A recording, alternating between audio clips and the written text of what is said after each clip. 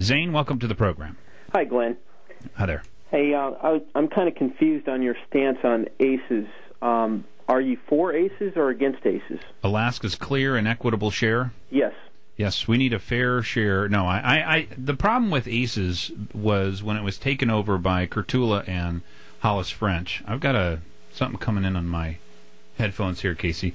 Sorry, Zane.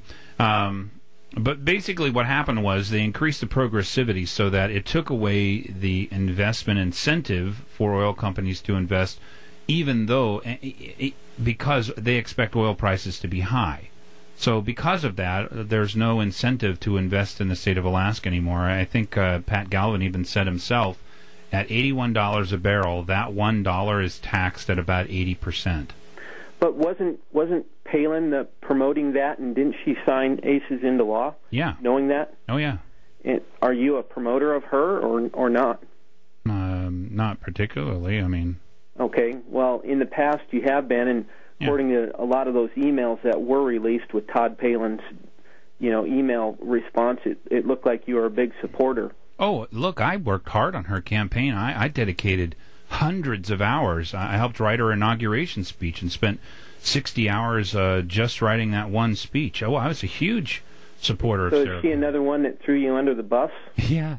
If you did get to read some of the emails, and I found some of this interesting, I actually have the email where I got voted off the island, where I got unfriended by Governor Palin. Well, all of these Palin bots that are out there, or ex-Palin bots, need to understand how vengeful she is, and I would hope that you would promote that and let people understand that she isn't as nice a person as she leads to believe. And bottom line is, she's the one that signed the highest tax on oil companies into law, and it wasn't just the legislature. It was her promoting it.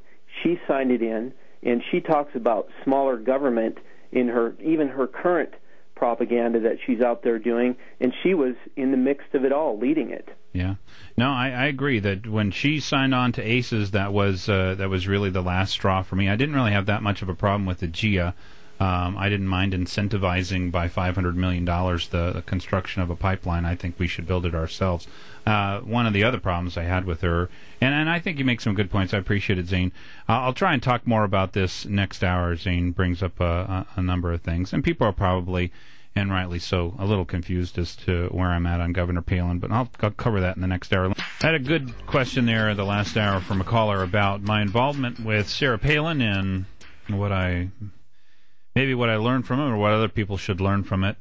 I was heavily involved in Sarah Palin's election to the extent that I was able. I made a decision when I was at the Republican State Convention, and I was on the Central Committee at the time, that the Republican Party was sort of adrift. It was really having trouble making a coherent argument to the public about what it believed. So I looked around and made a decision to support Sarah Palin, and I helped her in every way that I could, helped write speeches for her, I did research, I wrote the education platform for the Palin campaign. There were several people on that committee, which I chaired. And I did help write her inauguration speech, something that I was quite proud of.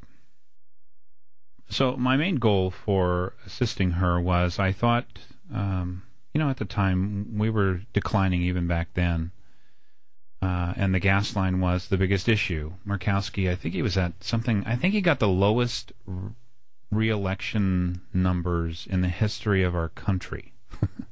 And the reason for that is, if you're only going to get 19% of the primary vote, you pretty much don't run for office. Now, Sarah came out of kind of nowhere, and so it was hard for him to know that he would get the lowest numbers in history, and he was not well liked because his negotiations with the oil companies were sufficiently biased so that it was really difficult to justify Frank Murkowski. So anyway, my main goal in being involved with the Palin campaign, in addition to education, was to get a gas line. She said she was in favor of an in-state gas line, as I was. Now, there are a lot of people out there who think, well, you can't be for an in-state gas line. You have to let the oil companies build it. I was of the opinion that oil companies were not necessarily interested in building an Alaska gas line, or at least that Exxon was not. I did think that if it was up to just ConocoPhillips, and maybe even just BP, that they would have built an in-state gas line because it was important for their bottom line. ConocoPhillips is heavily invested in Alaska. I don't know if you know this, how one-sided this equation is. ConocoPhillips made a significant amount of revenue, a significant amount of income in the state of Alaska. They lost money in the other 48, in the lower 48 states.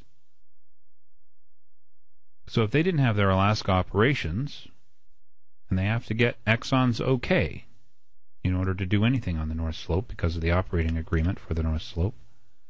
Well, I was of the opinion that that was not a good place for the state of Alaska to be in. So I got involved with the Palin campaign in order to, because Sarah Palin said she was in favor of an in-state all-Alaska gas line. So I provided as much information as I could to her team. I was heavily involved in the early part of the campaign in the gas line issue. If you go out and look, one of the unfortunate things that was said was that I really didn't have any involvement in the gas line issue on her team. And, it does teach you something about people when they forget how they got where they are. And what I take away from the emails and Sarah Palin, number one, is she takes political circumstances personally. And that is a dangerous thing for a politician. I don't think that if you take someone who disagrees with you politically as a personal attack, I don't think that you're well suited for office. And I don't know who she is today, and I don't know how much she's changed. So I'm just talking about the Sarah Palin that is revealed in some of these emails. I got kicked out of her friend club at one point from an appearance on the Dan Fagan program. In fact, it was... and I was having a difficulty with her actions relating to homeschoolers, and my understanding of what her position was during the campaign and the difference of the way that her actions were reflected after. So I actually, a lot of people don't know when they get voted off the island. I actually got the email that said that I was voted off the island, and so it's kind of nice to know. If you're part of the group, if you're part of the club, then it's nice to know. People can take away from these emails what they wish. They were instructive to me as to who Sarah Palin was. I don't know that she's that same person now. As far as the caller questioned me about who passed ACEs, I railed against ACEs every chance I got.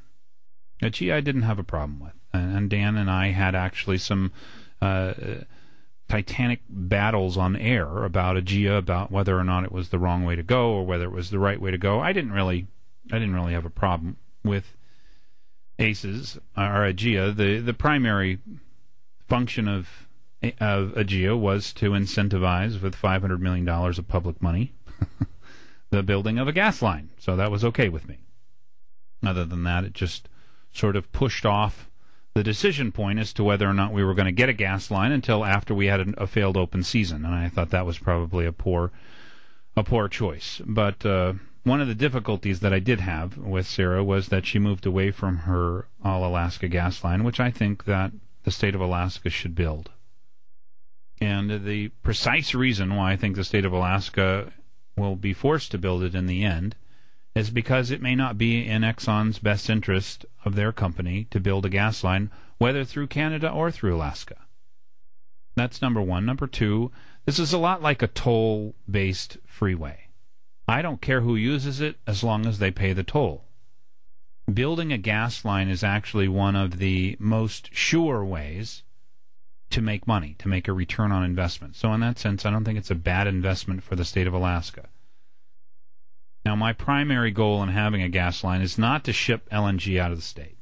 It's to get energy for the state of Alaska and to produce natural gas liquids.